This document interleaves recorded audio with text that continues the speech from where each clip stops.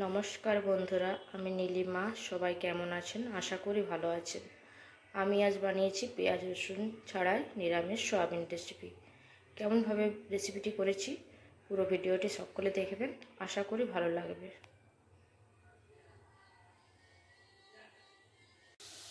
কড়াইয়ের মধ্যে জল বসিয়ে দিয়েছি, জল ফুটে উঠেছে। এর মধ্যে দিয়ে দেবো সয়াবিন, এর মধ্যে দেবো লবণ, একটা থালা ঢাকা দিয়ে দেবো, তারপর গ্যাসটা অফ করে দেবো। তাহলে সয়াবিনগুলো ভালোভাবে সিদ্ধ হয়ে যাবে। এরপর সয়াবিনগুলো তুলে নেব।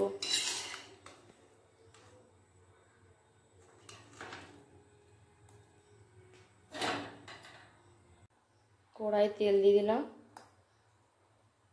হালকা করে তেল দেবো সয়াবিনগুলো ভাজার জন্য। তেল গরম হয়ে গেছে, সয়াবিন ভালোভাবে ধুয়ে রেখেছি। আবার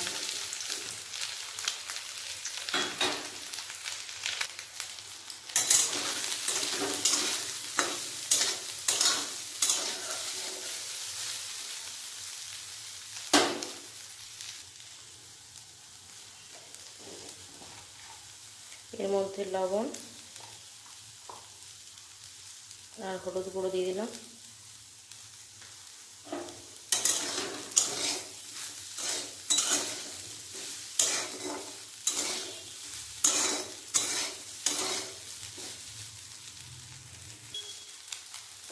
সয়াবিন ভাজা হয়ে গেছে, এরপর তুলে নেব।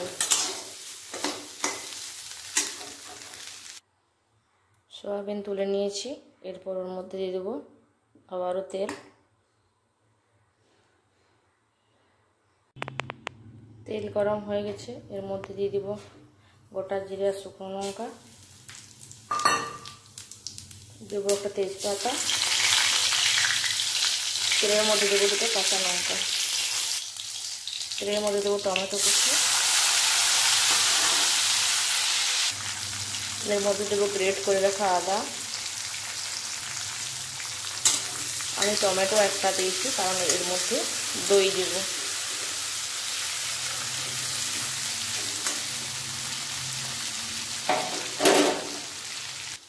এর মধ্যে আমি সব মশলা দিয়ে দেবো। এর মধ্যে দিয়ে দেবো লবণ, হলুদ গুঁড়ো, জিরে গুঁড়ো, ধনে গুঁড়ো,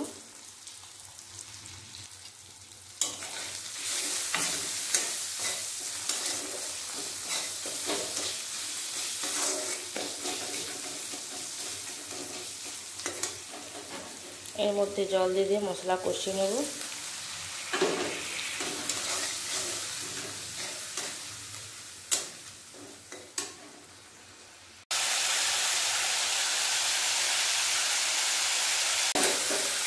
জল দিয়ে মশলা ভালোভাবে কষিয়ে নিয়েছি।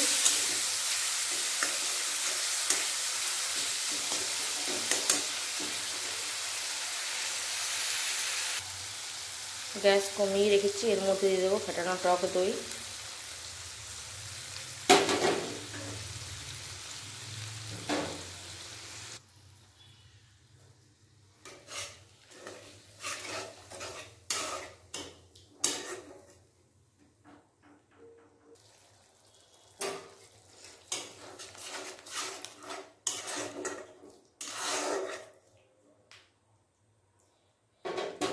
এরপর এর মধ্যে দিয়ে দেবো ভেজে রাখা সয়াবিন।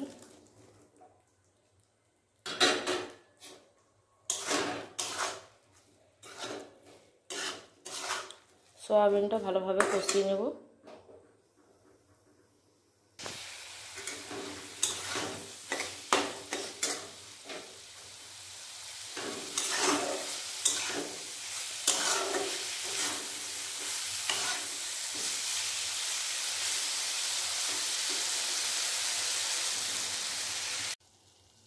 এর মধ্যে দিয়ে দেবো এভারেস্টের কসুরি মেথি।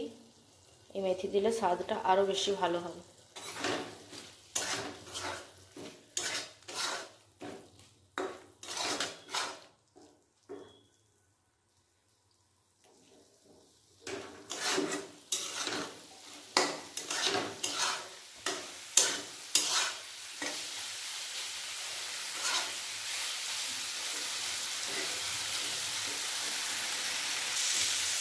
সয়াবিন ভালোভাবে কষানো হয়ে গেছে, এর মধ্যে দিয়ে দেবো জল।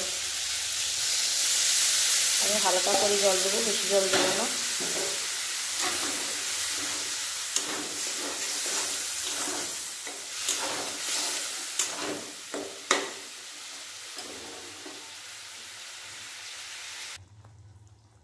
এরপর একটা থালা ঢাকা দিয়ে দেবো 5 মিনিটের মতো।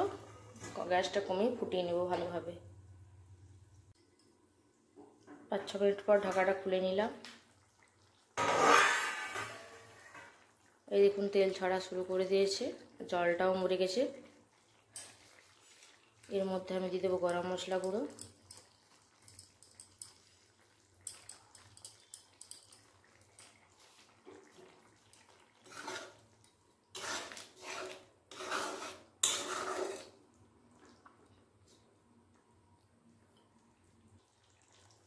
গরম মশলা দেওয়ার পর গুঁড়ো দেওয়ার পর গ্যাসটা অফ করে দেবো। আবার 2 মিনিটের মতো ঢাকা দিয়ে রেখে দেবো, তারপর ঢেলে নিয়ে দেখাচ্ছি। এই দেখুন বন্ধুরা, সোয়াবিনের এই রান্নাটি একটি বাটির মধ্যে ঢেলে নিয়েছি। এই রেসিপিটি কেমন হয়েছে সবাই কমেন্টের মাধ্যমে জানাবেন বন্ধুরা। সবাই ভালো থাকবেন, সুস্থ থাকবেন। আজকের মতো বাই বন্ধুরা।